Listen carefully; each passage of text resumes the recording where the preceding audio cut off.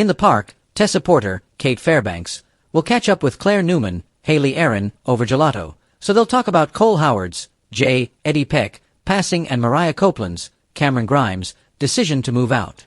Claire will also hint about things getting worse since Kyle Abbott, Michael Mealer, came home from Nice, so Tessa will take her to Society for a drink so she can explain. Meanwhile, Holden Novak, Nathan Owens, will be at Society's bar on the phone with Kane, so Daniel Romalotti Jr., Michael Graziade, will overhear Kane's name and quiz Holden once he hangs up. The conversation will include some info about Daniel's past with Kane and the fact that they've both been married to Lily Winters, Crystal Khalil. Daniel will exchange introductions with Holden and admit he's protective of his mother, so he'll want to know if Phyllis aligning herself with Kane is a mistake.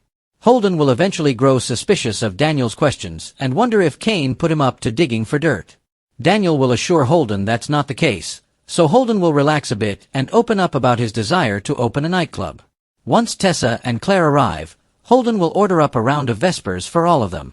Daniel, Holden, Claire and Tessa will realize they're all dealing with losses of some form, so that'll give them a reason to bond.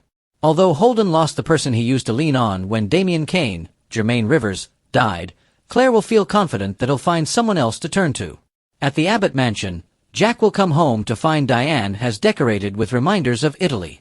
It'll be like a little staycation to make up for their derailed honeymoon. Diane and Jack will share some lovey-dovey moments as they discuss Harrison Abbott's, Redding Munsell, imminent return home, which should be noisy since Summer Newman, last played by Alison Lanier, bought him an accordion.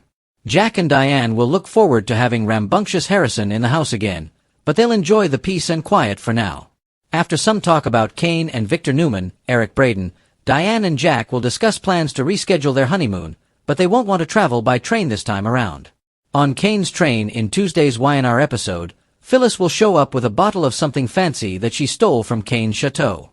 Kane won't be in the mood to celebrate since the twins still won't returning his calls or texts.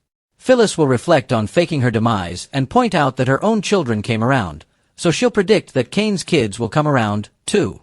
Phyllis will also talk about her belief that the Newmans are rattled since Nick Newman, Joshua Morrow, told her about wanting an alliance with Kane.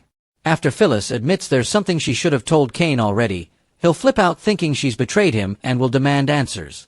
Phyllis will push Kane to chill since she'll just be talking about overhearing Lily at Society. Since Phyllis realized Kane was probably struggling alone, she wanted to come lift his spirits.